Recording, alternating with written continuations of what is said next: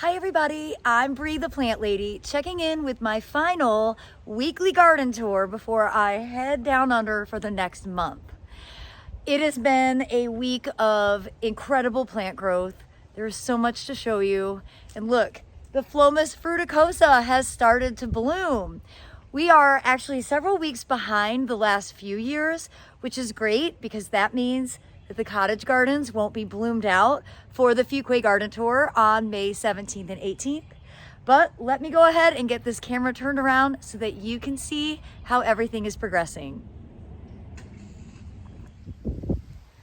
Well, it's hot and dry, sort of the mantra of 2025, but I'm so happy to see the Phlomis is starting to bloom.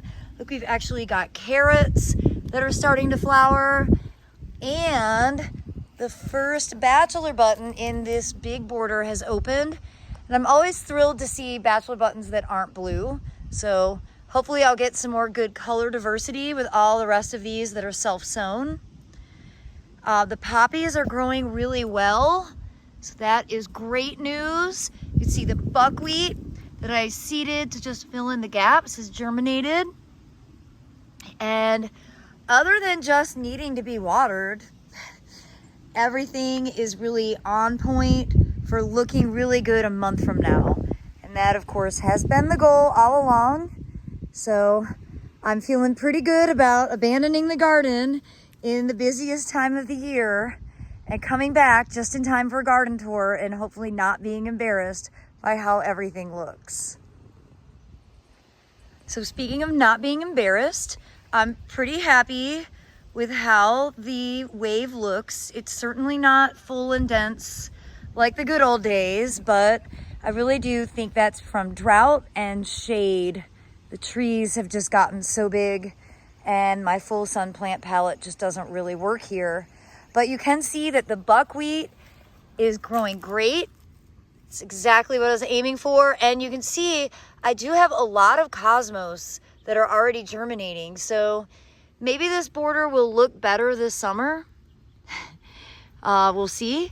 I am seeing that either daikon radish or turnip is starting to germinate as well. Really good germination there.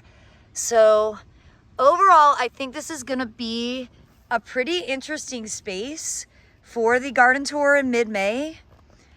The oats, which are all self-sown, are nicely clumped, and you can see they're actually starting to put out their seed heads. And there's just a little bit of self-seeded larkspur in here. I'm definitely disappointed that none of the poppies germinated, but it's okay. We're the only ones who know, right? This patch of carrots is looking great, and these should all start to bloom soon. You can see these flower buds starting. And then this section that I sort of rehabbed is looking good. Again, it's dry. I have not been running sprinklers here because I've had an Airbnb guest and I didn't want to be a weirdo. But I think with some additional water, things will definitely perk up.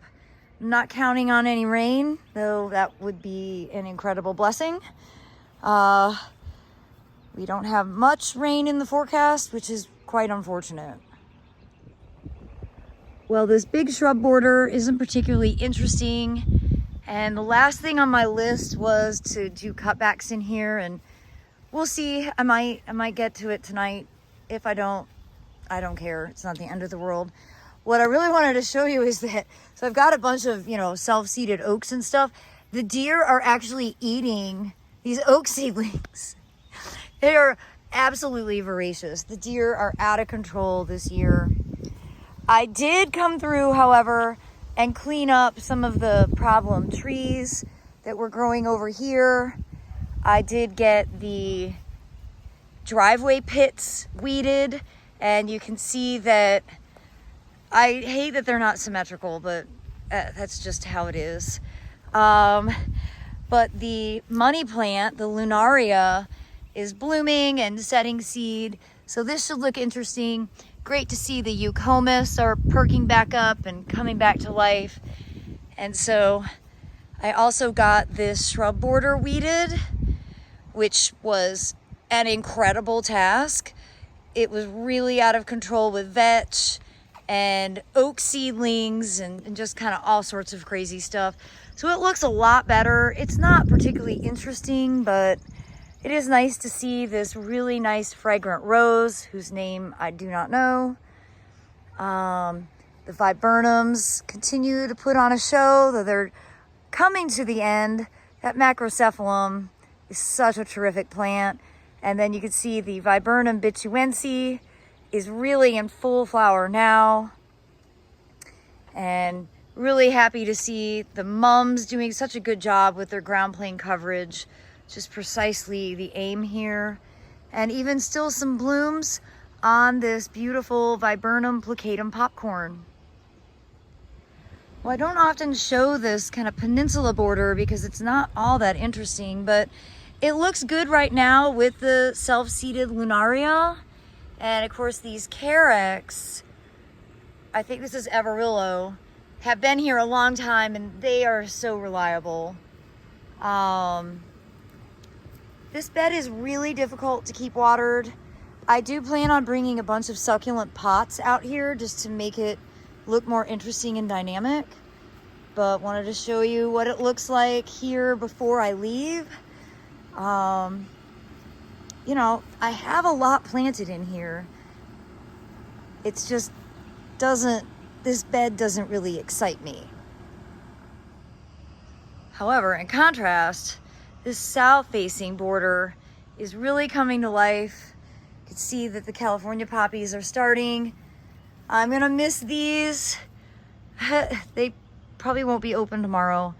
I leave at 10 a.m. But glad to see that they are budded. These should be putting on a great display.